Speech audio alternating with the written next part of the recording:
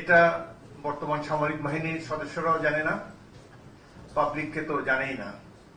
মুক্তিযুদ্ধের আসল ইতিহাসকে বিকৃত করে দিয়েছে আওয়ামী লীগের সরকার। আজকে স্বাধীন বাংলাদেশ হতো না যদি 1971 সালের মার্চ মাসে ইস্ট বেঙ্গল রেজিমেন্টের 5টি ব্যাটালিয়ন বিদ্রোহ না করত।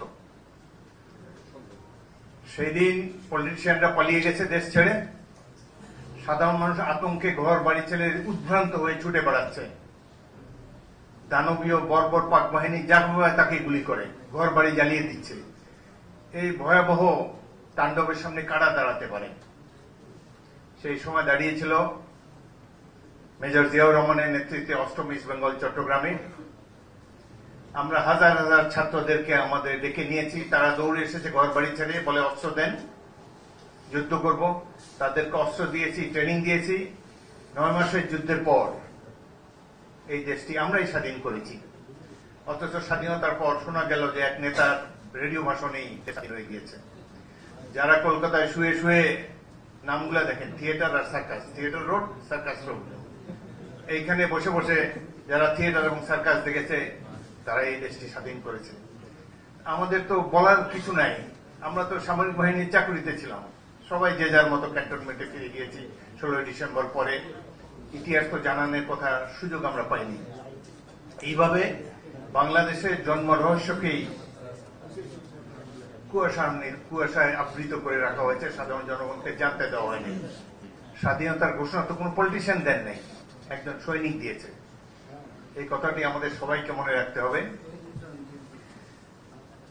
5টি ব্যাটালিয়নে 25 জন অফিসার ছিল ইস্ট বেঙ্গল রেজিমেন্টের, আর অন্য যে 2 জন, এরাই সেনাবাহিনী গড়েছে, ছাত্রদেরকে ট্রেনিং দিয়েছে, মোটিভেট করেছে, গ্রামে গঞ্জে জীবন বিপন্ন করে যুদ্ধ করেছে।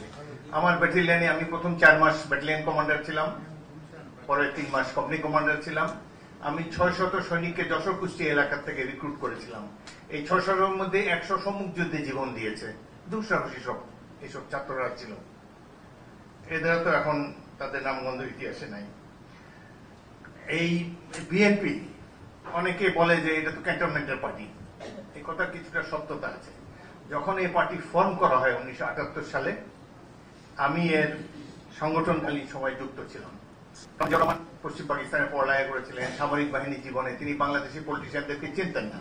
যারা তার সাথে দেখা করতে আসতো তাদেরকে হয়তো চিনতেন, বাট বিএনপির গড়াপত্তন এই কয়েকজন রিটায়ার্ড অফিসার করেছিলেন। আমি গর্ববোধ করি আমি তাদের সাথে ছিলাম, কিন্তু রাজনীতি করিনি। 78 সালে আমরা যাদেরকে নিয়ে কয়েকজন, আমাদের প্রায় 20-25 জন অফিসার একসাথে আমাদেরকে অবসর দেওয়া হয়েছিল। আমাদের সকলকে প্রেসিডেন্ট জিয়া ডেকেছিলেন, আমাকেও ডেকেছিলেন। আমি এমনই মোটা বুদ্ধির লোক, আমি বলছি স্যার আমি রাজনীতি করবো না। পরের বছর ইলেকশনতে যাচ্ছে, আমি বলছি আমি এখনো ফুটবল খেলি, আমি পলিটিক্স স্টাডিজ করবো না। আমার সাথেই 2 জনকে আমি ফুসলায় নিয়ে গেছি। একজন আমার স্ত্রীর বড় ভাই মেজর ইকবাল, আরেকজন লেফটেন্যান্ট কর্নেল জাফর ইমাম, বীর মুক্তিযোদ্ধা। এই 2 জনই যোগ দিয়েছে। 2 জনকেই প্রথম নির্বাচনের পরেই জেনারেল জিয়াউর রহমান প্রতিমন্ত্রী করেছিলেন। আর্মি অফিসারদের অনেক অ্যাডভান্টেজ আছে। এদেরকে কোনো একটা কাজে লাগিয়ে দেন, তাদেরকে লক্ষ্যটা দিয়ে দেন, তোমার টাস্ক হলো এই, তারা নীরবে কাজ করে যাবে। আপনাকে আর বুঝাতে হবে না কি করলা, কদ্দুর করলা, কি প্রোগ্রেস, এগুলো দরকার নেই। You will see the result. এই ধরনের লোকের দরকার। আজকে এখানে যে যারা বক্তব্য দিল, মাত্র 3 মিনিট কি 4 মিনিট সময় পেয়েছে, তার মধ্যে দেখেন আপনি কত সাজেশন তারা দিয়েছে। আমাদের পলিটিক্যাল কলিগ বাইরে যারা আছে, এদেরকে ঘন্টার পর ঘন্টা বক্তৃতা দিতে দেন, কি বলতে চায় এটা বোঝা যায় না। আমি 40 বছর ধরে রাজনীতি করছি। আমি আর এখন আর সেনাবাহিনী কিছুই না, সেনাবাহিনী গন্ধও নাই আমার গায়ে। এখন কৃষক শ্রমিকের গায়ে গন্ধ, এখন পলিটিশিয়ান হয়ে গেছে। অনেক লোক বিনা অপরাধে চাকরি হারিয়েছে। আমি নারায়ণগঞ্জ জেলে ছিলাম 2 মাস। তখন দেখি 2 জন ইয়ং ক্যাপ্টেন, তারা নাকি কমান্ডো অফিসার, কিন্তু 4 জনে মিলে বোমা মারতে গিয়েছে, তাপসকে মারতে পারে নাই। তাপস এমনই গ্ল্যাডিয়েটার, 4 জন কমান্ডো অফিসার মিলে কেশাগ্রহ স্পর্শ করতে পারে নাই। তো বিনা দোষে এইসব তরুণ, এদেরকে দেখে কষ্ট লাগে। এইভাবে অনেক তরুণের ক্যাপ্টেন, লেফটেন্যান্ট, কর্নেল, মেজর তাদের চাকরি থেকে অন্যায়ভাবে বিতাড়িত করেছে হাসিনা, কারণ তাদেরকে জাতীয়তাবাদী পরিবারের সদস্য মনে করেছে বা তারা ভবিষ্যতে থ্রেট হতে পারে মনে করে তাদেরকে বাদ দিয়ে দিয়েছে। বিএনপি যদি আল্লাহর রহমতে ক্ষমতা আসে এদেরকে পুনর্বাসিত করার জন্য আপনি উদ্যোগ নেবেন, সেই জন্য আপনাকে অনুরোধ জানাই। আমাদেরকে নতুন একটা আর্ম ফোর্সেস করতে হবে যদি আমরা ক্ষমতায় যাই। শেখ হাসিনা ধ্বংস করে দিয়ে গেছে, শেখ হাসিনা আমাদের প্রত্যেকটা প্রতিষ্ঠানকে ধ্বংস করে দিয়ে গেছে। এই সেনাবাহিনী এটার কোন সেনাবাহিনী না, যারা 54 জন 57 জন অফিসার হত্যা করার পর একটা প্রোটেস্ট করতে পারে না, একটা রাউন্ড গুলি ছুটতে পারে না, এত বড় সেনাবাহিনী। এই সেনাবাহিনী দেশবাসীর কোনো কাজে লাগবে না।